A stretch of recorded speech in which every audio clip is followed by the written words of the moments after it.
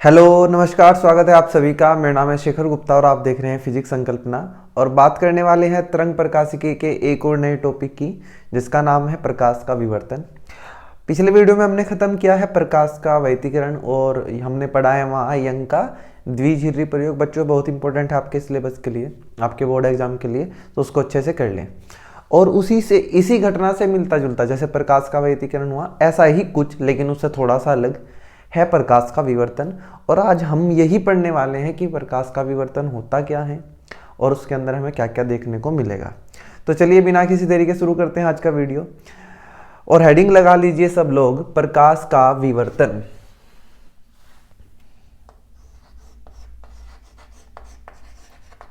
Diffraction of light, प्रकाश का विवर्तन। बच्चों अगर मैं आपसे पूछूं कि भाई ये ना कोई एक पर्दा है और उस पर्दे के सामने एक और छोटा पर्दा रखा हुआ है, ये अपारदर्शी है, इससे आगे प्रकाश नहीं जा सकता अगर प्रकाश यहाँ से चला हुआ है। तो यहाँ से हमने प्रकाश भेजा बच्चों ऐसे। मैंने पूछा आपको कि क्या होगा इस पर्दे पे, हमें क्या दिखाई देगा।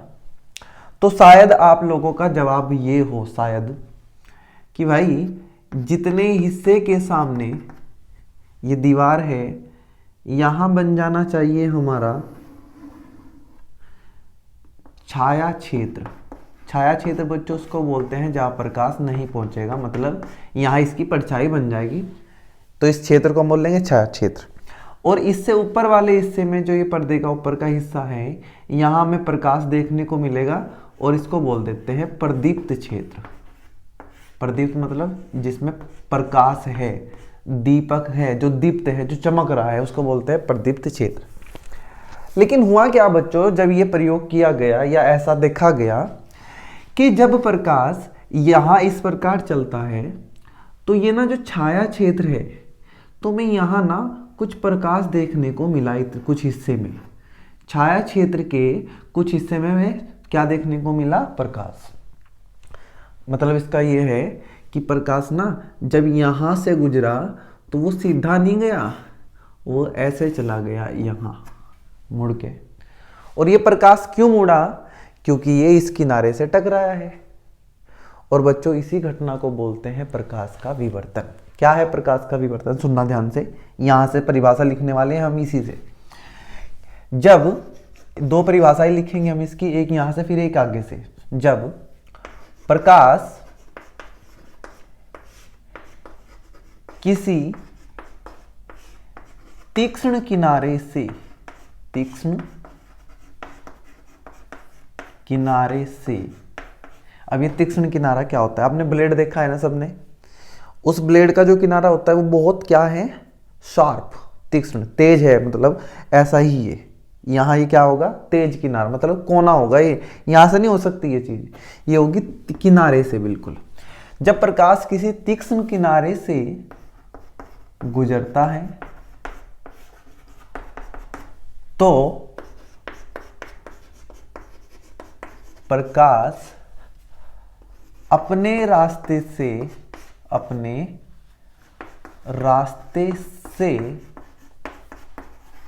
भटक जाता है, अपने रास्ते से भटक जाता है। जाना तो इसको सीधा था लेकिन ये ऐसे चला गया, भटक जाता है। और छाया क्षेत्र में, छाया क्षेत्र मतलब जहां प्रकाश नहीं जाना चाहिए था, ये छाया क्षेत्र में प्रवेश कर जाता है।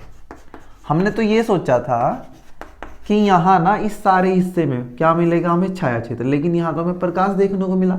वो कैसा प्रकाश था उसकी बात अभी करने वाले हैं, अभी उसे दिमाग में मत रखिए कि यहाँ क्या हुआ होगा। अब बस ये सोचो कि यहाँ हमें अंधेरा नहीं मिला जो हम सोच रहे थे, प्रवेश कर जाता है। इस घटना को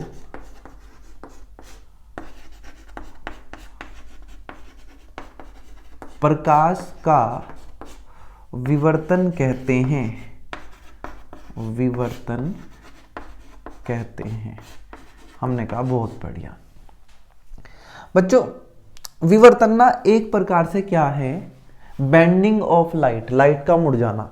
लाइट का मुड़ जाना ना हमने प्रकाश के अपवर्तन में भी पढ़ा है। रास्ते से भटक जाना कहाँ भी हुआ था, अपवर्तन में, लेकिन वहां रास्ते से भटकने का कारण था माध्यम का परिवर्तन। लाइट एक माध्यम से दूसरे माध्यम में पहुंचती थी तो अपने रास्ते से भटक जाती थी, जबकि यहाँ ऐसा नहीं हुआ है, माध्यम सारा एक ही है, बस लाइट कहां से गुजरी, तीक्ष्ण किनारे से। इसका मतलब लाइट अपने रास्ते से दो तरीके से विचलित हो सकती है, एक माध्यम के बदल जाने से जिसको हमने बोला प्रकाश का अपवर्तन, एक जब वो किसी तीक्ष्ण किनारे से टकरा जाए तब अपने माध्यम रास्ते से भटक सकती है, इसको बोलते हैं प्रकाश का विवर्तन। अभी मैं बताऊंगा अभी आप इसको कैसे देखते हैं। आप रियल लाइफ में आपने कभी ना कभी देखा होगा, नहीं देखा होगा तो मैं आपको एक ऐसी चीज बताऊंगा जिससे आप इसको करके देखेंगे तो आपको साफ साफ दिखाई देगा कि हाँ प्रकाश का विवर्तन होता है। अब बच्चों इसके बारे में पढ़ते हैं। हमने ये सोचा था कि यहां मिलना चाहिए मुझे छाया क्षेत्र, लेकिन इतने हिस्से में प्रकाश मिला। आपने ये सोचा कि इतने हिस्से में मुझे पूरा प्रकाश मिलेगा, यहां से सीधा रास्ता प्रकाश जाएगा और मुझे यहाँ पूरा प्रकाश मिलेगा बच्चों, लेकिन ऐसा भी नहीं हुआ। ये देखा गया कि इतने हिस्से में भी उतना प्रकाश नहीं है जितना होना चाहिए था, जितना हम मान के चले, या जितना प्रकाश यहाँ तक है पूरा चमक रहा है, ये पूरा प्रकाश पहुंचा, लेकिन ये जो हिस्सा है ना प्रदीप्त क्षेत्र का, इसमें उतना प्रकाश नहीं है जितना प्रकाश होना चाहिए था। और मजे की बात, यहाँ होनी चाहिए थी छाया, यहाँ होना चाहिए था अंधकार, लेकिन यहाँ पूरा अंधकार है नीचे, लेकिन इतने हिस्से में अंधकार नहीं है। मतलब जहाँ अंधकार होना चाहिए था वहाँ थोड़ा सा प्रकाश है, जहाँ बहुत ज़्यादा प्रकाश होना चाहिए था वहाँ बहुत ज़्यादा प्रकाश नहीं है। और बच्चों इस क्षेत्र में बनती हैं फ्रिंजे। क्या बनती हैं? फ्रिंज। जैसे किस में बनी थी? प्रकाश के वैतीकरण में। लेकिन वहां की फ्रिंजों और यहाँ की फ्रिंजों में कुछ अंतर होने वाला है। वो क्या है वो बता रहा हूं बच्चों। इस क्षेत्र को मैं यहाँ आपको बना के दिखा रहा हूं, इतने को, इसको ध्यान से रखना। देखिए क्या होता है बच्चों, यहाँ बनती है एक फ्रिंज जिसकी तीव्रता, जिसकी चमक सबसे ज्यादा है। ये पूरी चमकेगी आपको, ये ऐसे ऐसे चमक रही होगी, लेकिन इसके ऊपर आपको मिलेगी एक अदीप्त फ्रिंज। ये जो हरे रंग का हिस्सा दिखाई दे रहा ये है कि यहां प्रकाश नहीं पहुंचा। उसके ऊपर फिर से क्या मिलेगी? एक दीप्त फ्रिंज, चमकती हुई, लेकिन उसकी चौड़ाई उतनी नहीं होगी, उसकी चमक उतनी नहीं होगी जितनी इसकी है। मतलब क्या हुआ कि जैसे जैसे ऊपर बढ़ेंगे, छाया क्षेत्र से प्रदीप्त क्षेत्र की तरफ पहुंचेंगे, इन फ्रिंजों की चौड़ाई, इन फ्रिंजों की तीव्रता बच्चों घटती जाएगी। फिर इसके बाद क्या मिलेगी? अदीप्त फ्रिंज मिलेगी। ये हरे रंग का जो हिस्सा है ये क्या है? अदीप्त। उसके बाद फिर मिलेगी दीप्त, लेकिन उसकी चौड़ाई इस दूसरे वाली से भी कम होगी। इसको बोलते हैं बच्चों विवर्तन प्रतिरूप। विवर्तन प्रतिरूप। समझ आया क्या कि ये जो हिस्सा है इसमें क्या बनने वाली है? फ्रिंज। और वे कैसी फ्रिंज मिलेगी? दीप्त, अदीप्त, दीप्त, अदीप्त, दीप, अदीप्त। सेम उसी तरीके से जैसे हमने प्रकाश के वैतीकरण में देखा, लेकिन वहां सबकी तीव्रता बराबर थी, वहां सबकी चौड़ाई बराबर थी, लेकिन यहां तो अलग ही देखने को मिलना कि चौड़ाई लगातार कम होती जा रही है और चमक भी लगातार क्या होती जा रही है? कम। और बच्चों लास्ट में आके यहाँ आपको पूरा प्रकाश दिखाई देगा, जो आप पहले सोच रहे थे कि यहाँ प्रकाश होगा, और यहाँ बिल्कुल अंधकार होगा, नीचे बिल्कुल छाया बनी होगी। सिर्फ ये वो क्षेत्र है जहाँ फ्रिंजे बनेगी, जिनको बोलेंगे विवर्तन प्रतिरूप। एक बात और सुन लीजिए बस थोड़ी सी, कि बच्चों जहाँ ये छाया क्षेत्र शुरू हो, खत्म होगा, और जहाँ से फ्रिंजे बनने शुरू होंगी, उसको ना आप पहचान नहीं सकते कि यहाँ खत्म हुआ छाया क्षेत्र और यहाँ से फ्रिंज बननी शुरू होगी। आपको ना डाउट सा रहेगा थोड़ा कि यार कहाँ से कहूँ कि ये पर क्षेत्र खत्म हो गया, मतलब इनके बीच में एक बाउंड्री नहीं होगी जिससे आप ये कह सके कि यहाँ खत्म हो गया छाया क्षेत्र और यहाँ से फ्रिंजें बननी शुरू होगी। ऐसा ही यहाँ है।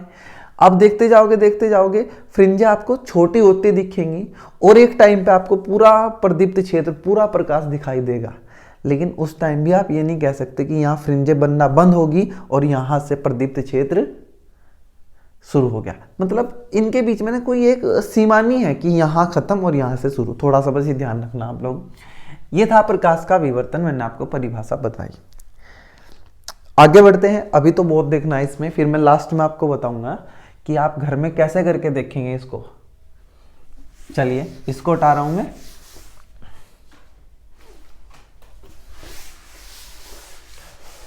और एक और चीज देखते हैं कि क्या होगा उसमें। बच्चों मैंने क्या किया, एक कार्डबोर्ड लिया। कार्डबोर्ड जानते ही होंगे आप, किताबों पे जिल्द चढ़ाई होगी ना आपने, गत्ता। उस गत्ते में ना एक छेद कर लिया, यहां एक गत्ता लिया और उसके बीच में बिल्कुल छेद कर दिया। ये बहुत छोटा छेद है, आपको दिखने में बड़ा सा लग रहा। और यहाँ मैं इसको बना देता हूँ गत्ता, जैसे होता है कि ये छेद नहीं है यहाँ, ये बस छेद इतना है। लो जी, ड्राइंग हो गई हमारी।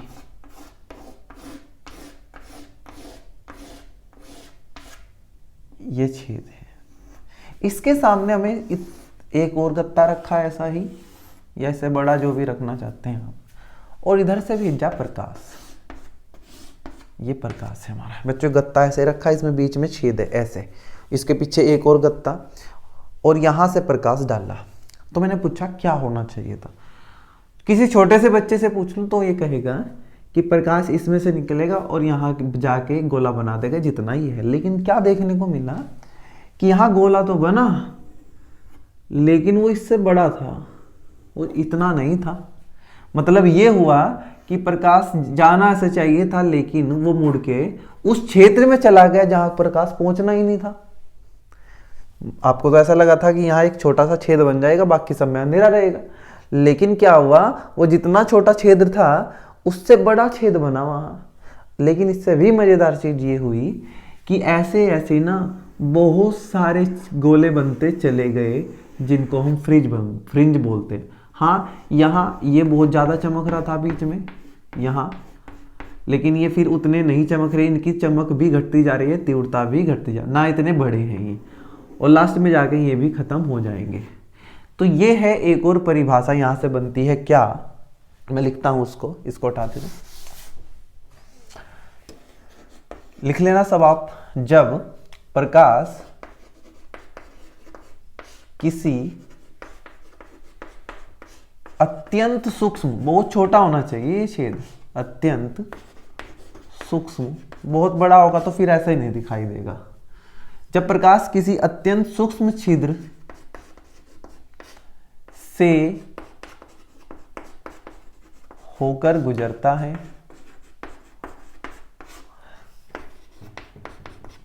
तो प्रकाश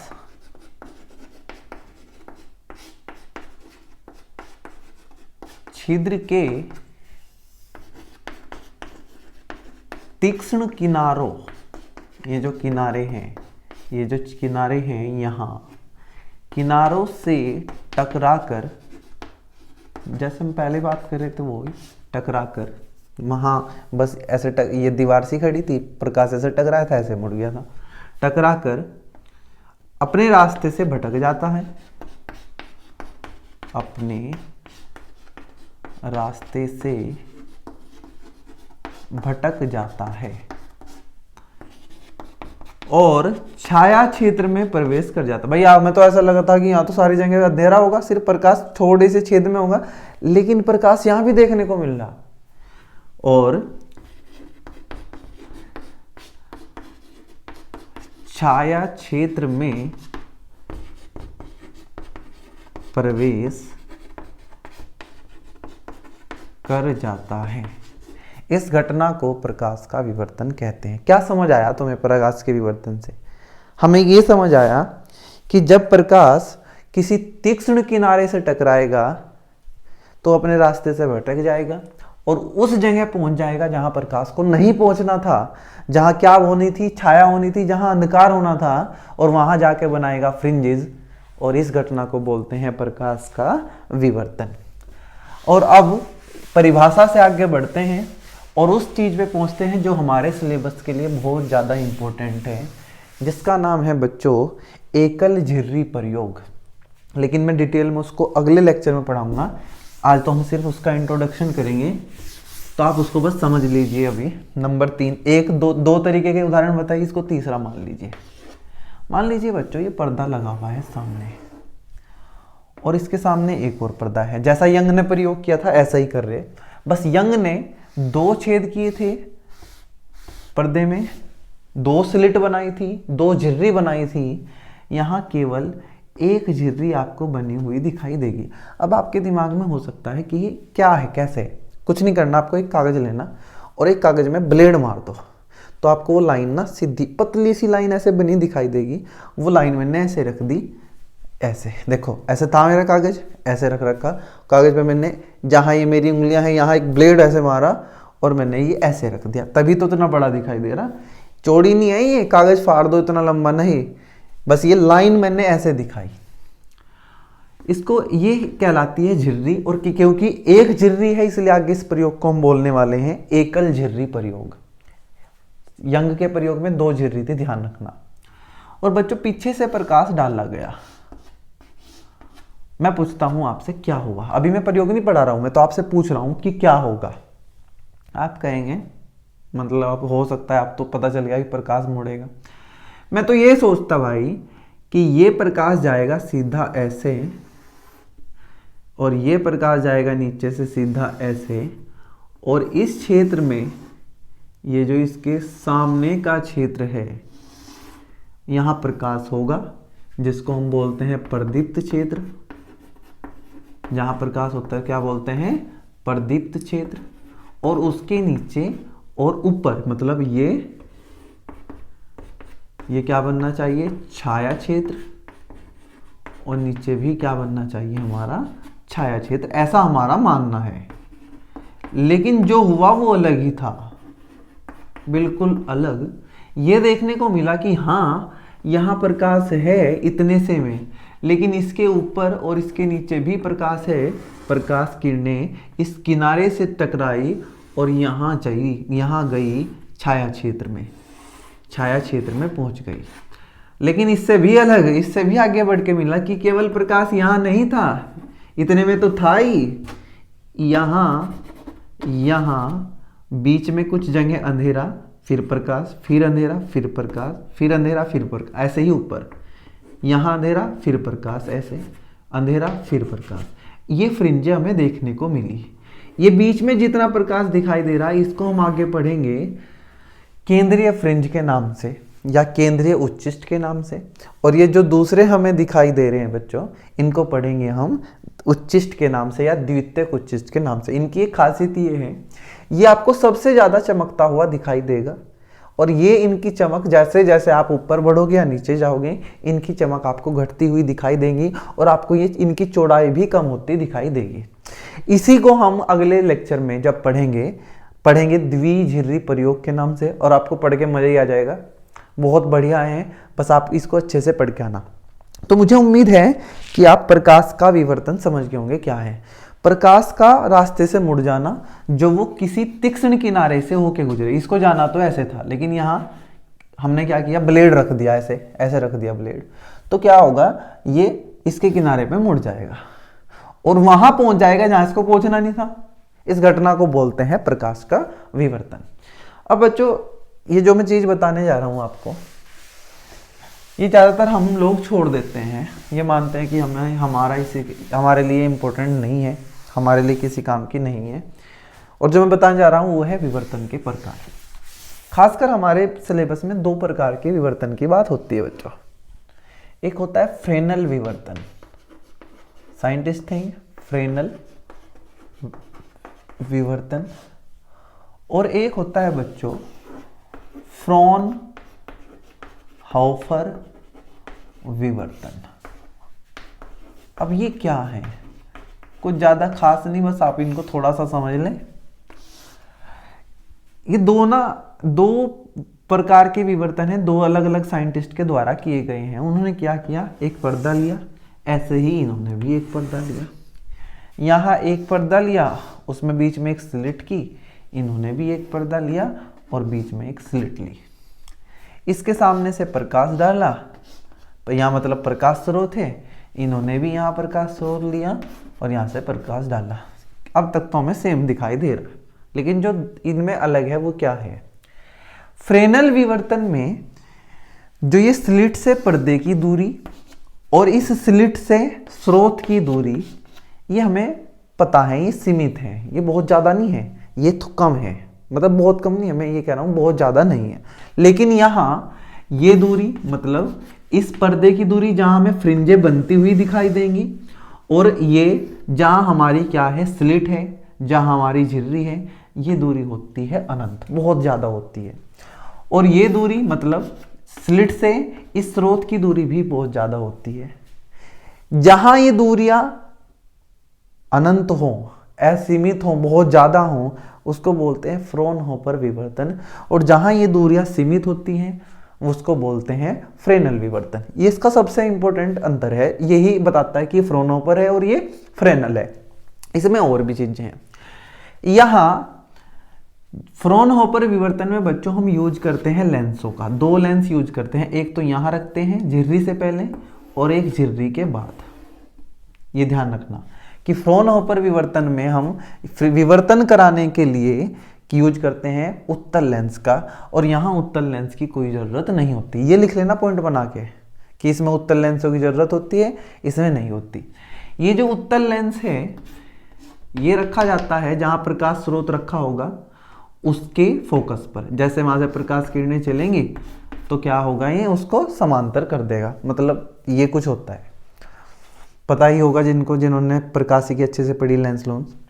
और बच्चों यहाँ एक और अंतर ये है कि इस फ्रेनल विवर्तन में यहाँ जो द्वितीयक तरंगिकाएं निकलेंगी, जिसने तरंगाग्र या हाइगेंस का द्वितीयक तरंगिका सिद्धांत पढ़ रखा उसको पता है कि यहाँ तरंग प्रकाश पहुंचेगा मतलब तरंगे पहुंचेगी, मतलब तरंगाग्र पहुंचेगा, और ये हर बिंदु यहाँ एक नए स्रोत का काम करेगा।